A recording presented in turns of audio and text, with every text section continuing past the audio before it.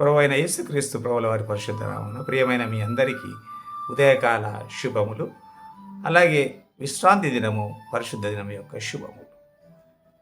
9వ కీర్తన 4వ వచనం. సర్వభూజనులారా యెహోవాను బట్టి ఉత్సహించుడి, ఆర్భాటంతో సంతోషగానము చేయుడి, కీర్తనలు పాడుడి.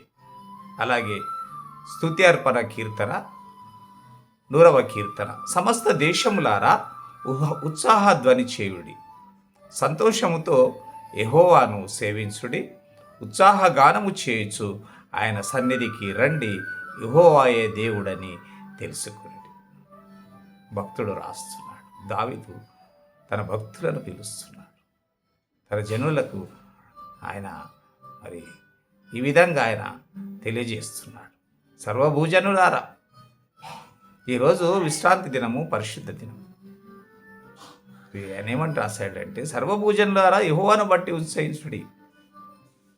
మనం ఈ లోకరీతిగా వేటినో బట్టి ఉత్సహించే వారిగా ఉంటాం. కానీ భక్తుడు ఏమంటున్నాడంటే, భూజనులారా యెహోవాను బట్టి ఉత్సహించుడి, ఆర్భాటంతో సంతోష గానము చేయుడి. ఆర్భాటం, మనం చేసే ఆర్భాటము దేని నిమిత్తం? దేవుని నిమిత్తం మనం ఆర్భాటం చేసేవారిగా ఉన్నాం. అనేక విషయాల్లో, ఈ లోక విషయాల్లో ఆర్భాటం చేస్తుంటాం. అలా కాదు, ఆర్భాటంతో సంతోషగానము చేయుడి. సంతోషముతో మీరు ఆయనను స్తుతించండి, సంతోష గానము చేయుడి, కీర్తనలు పాడుడి. ఇది దేవుని స్తుతించే విధానం. దేవుని సన్నిధిలో మనం సంతోషంగా ఉండాలి, ఆనందభరితులమై ఉండాలి, ఆర్భాటంతో సంతోష గానము చేస్తూ కీర్తనలు పాడేవారిగా ఉండాలి. అలాగే మరి 100వ కీర్తన 100వ కీర్తనలు ఇవ్వండి. సమస్త దేశములారా, సమస్త భూజనులారా అంటూ మరి సమస్త దేశములారా జనులను పిలుస్తున్నాడు, దేశములను రమ్మంటున్నాడు. ఉత్సాహధ్వని చేయుడి, సంతోషముతో యెహోవాను సేవించుడి.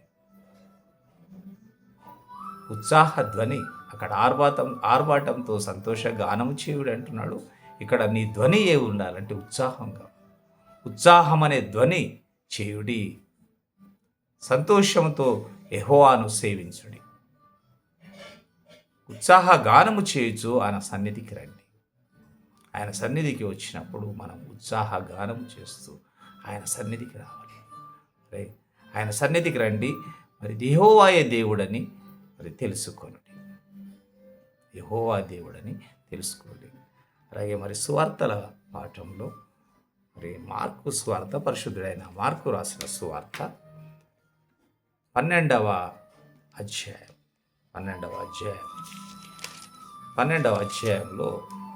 28వ వచనము 29-30 వచనాలు. శాస్త్రుల్లో ఒకడు వచ్చి యేసు ప్రభుల వారిని అడుగుతున్నాడు. ఏమని అంటే, మరి ప్రధానమైన ఆజ్ఞలనేంటో, ప్రధానమైన ఆజ్ఞ ఏమిటని ఆయనను అడిగాడు. ఒక శాస్త్రి వచ్చి ప్రధానమైన ఆజ్ఞ ఏమిటి అని అడిగాడు.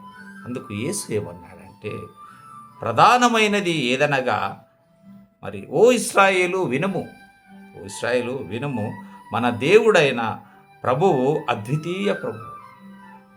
ఆయన దేవుని గురించి చెప్తున్నాడు. మన దేవుడైన ప్రభువు అద్వితీయుడైన ప్రభువు.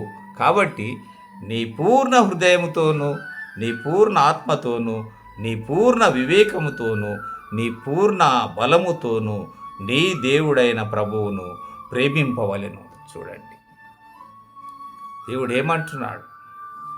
అద్వితీయ ప్రభువు కాబట్టి నీ పూర్ణ హృదయంతో, మన హృదయము పూర్ణంగా దేవునికి ఇవ్వాలి. నీ పూర్ణ వివేకము, అవును మనం వివేకవంతులమే, కానీ మన వివేకం ఎవరికి ఇవ్వాలి? దేవునికి ఇవ్వాలి. నీ పూర్ణ బలముతోను, నీ శక్తి, నీ బలముతోను నీ దేవుడైన ప్రభువును ప్రేమింపవలెను. ఇది ఆజ్ఞ. దేవుని మనం ప్రేమించాలంటే మనం చూడండి, మన దేవుణ్ణి ప్రేమించే విధానంలో మనం పూర్ణ ఆత్మ, పూర్ణ వివేకమును, పూర్ణ బలమును కలిగి ఉండాలి. అప్పుడే మనము దేవుణ్ణి ప్రేమించేవారిగా ఉంటాం.